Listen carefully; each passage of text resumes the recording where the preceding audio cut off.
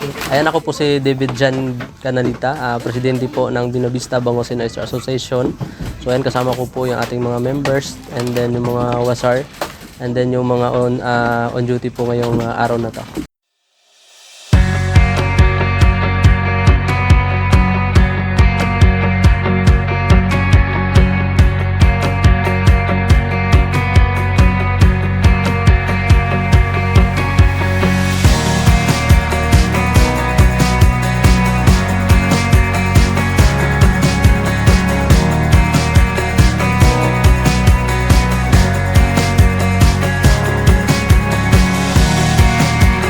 Ang nag-joke po sa atin upang simulan yung ganitong activity or programa is upang matulungan po yung ating mga kabarangay, lalo na po kapag amihan ay wala na po silang hindi na po sila makapagpalaot.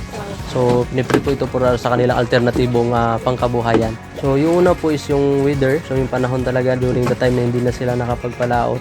So dito po sila nagjo-duty. So kahit paano po nagkakaroon sila ng karagdagang kita. So pang basic needs nila daily po. So isa pa po is yung financial. So dahil nga more improvements pa yung atin pong samahan, so nagkaroon po kami ng savings nito kundi yung COMSCA. So dahil yung mga kakulangan po ng ating samahan, mga improvements or ano pa pong mga pangangailangan ay doon po sa savings po galing ng ating mga membro. Kaysa po mangutang kami sa labas, so pinagtulong-tulungan po ng mga membro na mag-savings, and then yung samahan po siya po yung mangungutang para i-improve po yung ating samahan.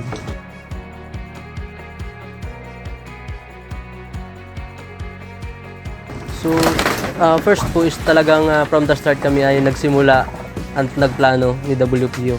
So nabuo po yung concept na kasama po natin si WTBI. So nandyan po yung Bangos and Oyster Culture. So katuwang natin sila doon sa ating proposal, sa computation po ng from the start ng bangos hanggang sa mag-harvest kung magkano gagastusin. So kaya lang sa pagsubmit namin ng proposal kay Dole, nabigla pong nagkaroon ng kunting pagbabago. So nakalagay naman sa proposal is Bangos and Oyster Culture, and then meron po kaming kayaking. So based kay Dole, hindi siya pwedeng maging dalawa, kumbaga mag-culture and mag-ecotourism. So na-approve is ecotourism. So kaya po yun po yung naging sa ngayon na aming ongoing na project na activity po dito sa aming barangay po. So usually sa financial talaga. So doon kami nag-struggle, so kaya nabuo yung aming COMSCA. And then syempre yung pag-gather din ng mga tao. So bayanihan. Kasi meron sila kanya-kanyang trabaho, kanya-kanyang hanap buhay. And then lalo na pag hindi sila nakapagtrabaho within a day, so hindi wala silang kinikita. So kaya nahirapan din kami, pero nagkaroon din ng solusyon dahil nga yung iba nagpa-participate, so nagpapalit-palitan yung mga bakante, yung nagtatrabaho, so sila naman yung the next day na para tumulong din sa aming binubuong proyekto.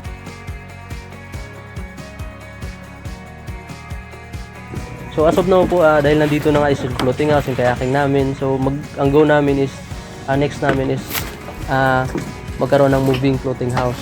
So pero after nun, naka-standby pa din yung aming yung unang goal namin is yung Bangos and Oyster Culture. So nandyan pa din naman nandyan yung proposal namin kay DSWD na sana ay mapagbigyan. So syempre ang katuwang natin is yung WPO dahil sila po yung nag-endorse sa atin kay DSWD, dahil hindi naman natin makikilala yung DSWD kung hindi natin kasama si WPO na nag-endorse na para mapagkalooban. So sa now, inaantay na lang natin yung approval ni region na para mabigay din sa atin yung kung ano po yung grant na kanila pong ipagkakaloob po sa ating samahan. So doon naman sa ating mga nais magtayo ng mga samahan, so hindi ganun kadali. So mahirap.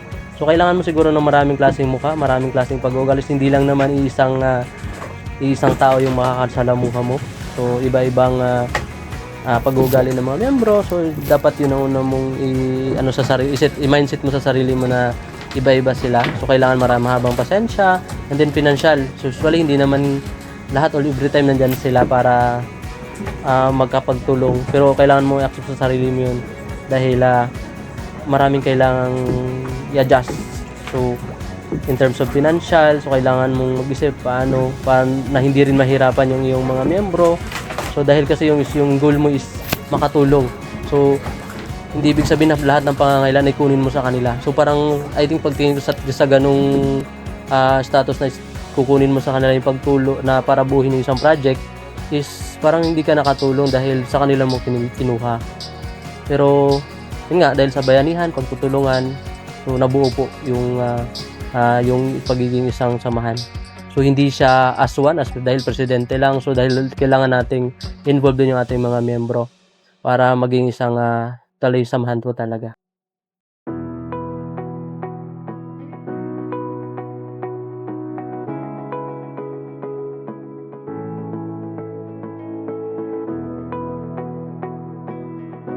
Malaking bagay po na pinayo yung asosasyon sa gaya doon sa amin na naglalaot.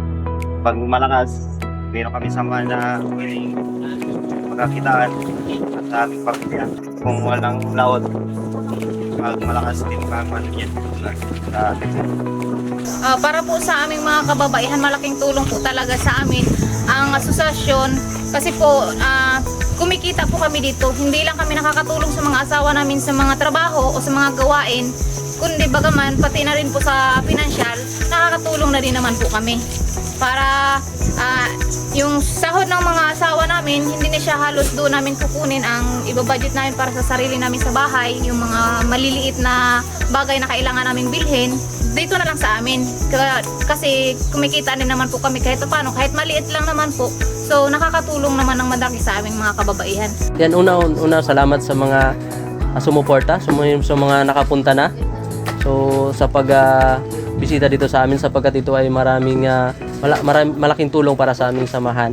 More on sa mga pag-develop and then karagdagang kita po sa ating mga membro and on duty po.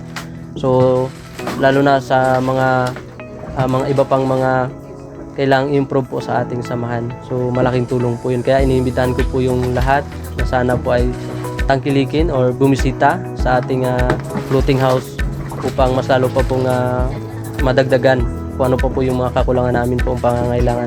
Lalo na po family bonding, birthday. So subukan nyo po, mag-i-enjoy po kayo. And then kumbaga gusto mo makalimot dun sa mga trabaho na daily na yung sumasakit sa ulo mo. So dito po makakalimutan nyo po lahat.